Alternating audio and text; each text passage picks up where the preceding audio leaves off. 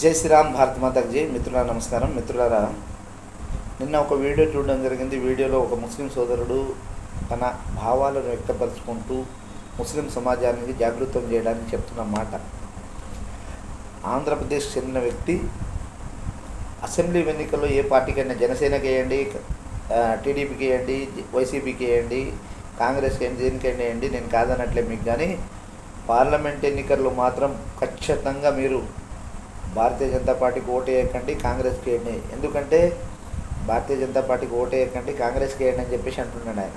దేనికంటే బీజేపీకి సీట్లు పెరగడం వల్ల కొన్ని బిల్లులు పాస్ అయ్యి ఆ బిల్లుల ద్వారా ముస్లిం సమాజానికి ఈ దేశంలో ఈ రాష్ట్రంలో ఉంచకుండా చేస్తారని చెప్పి తప్పుడు మాటలతోనే బడకాయిస్తున్నాడు. అయితే అతను చెప్పిన మాట ఆయనకు తెలిసిన విధానం అంత మటుకే చెప్పింది. కానీ ఇక్కడ కూడా మన హిందూ సోదరులు గమనించాల్సిన విషయం చాలా ఉంది. వారి వారి మతాల పరంగా వాళ్ళ మతాలను వాళ్ళు జాగృతం చేసుకుంటుంటే మనం మాత్రం ఏం చేస్తున్నాం చెప్పండి. మనకు పెరిగిన వస్తువుల మీద దృష్టి ఉంది, కొంతమంది చెప్పుడు మాటల మీద దృష్టి ఉంది.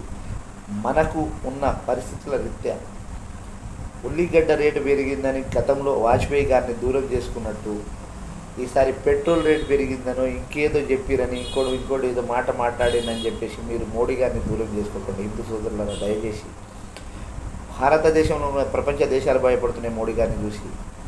కానీ మన ఇక్కడున్న సమాజం మొత్తం దొంగ సమాజము.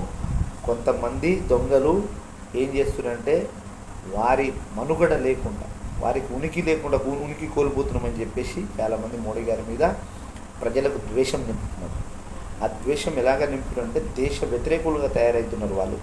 నిజంగా చెప్పాలంటే దేశం ఈరోజు ఉన్న స్థితి ఏంది, గతంలో ఉన్న స్థితి ఏంది అన్నది ఆలోచన చేస్తే గతం కంటే మెరుగ్గున్నది. కానీ చాలా మెరుగ్గేంటి, చాలా మంచి పొజిషన్లో ఉన్నది మన దేశం. అయినా కానీ మన దేశాన్ని మాత్రం తక్కువ చేసి చూపిస్తున్నారు.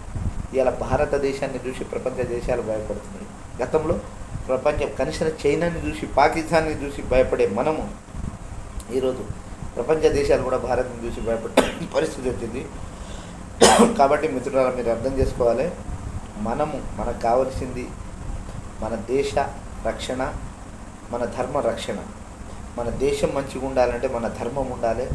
ధర్మంతోనే దేశం ముడిపడి ఉంది. కాబట్టి ఇప్పటికైనా అర్థం చేసుకొని మన దేశాన్ని, మన ధర్మాన్ని అనుకూలంగా, మన ధర్మాన్ని ఆచరించే, మన దేశాన్ని గౌరవించే పార్టీని, అది కూడా నరేంద్ర మోడీ గారిని, భారతీయ జనతా పార్టీని, నరేంద్ర మోడీ గారిని ప్రధానమంత్రిగా మనం వేసే ఓటు ఇక్కడ ఎవరు ఉన్నారని చెప్పేసి మనం అభ్యర్థి కంటే కూడా మనకు కావాల్సిన మోడీ గారికి ఓటేస్తున్నాం.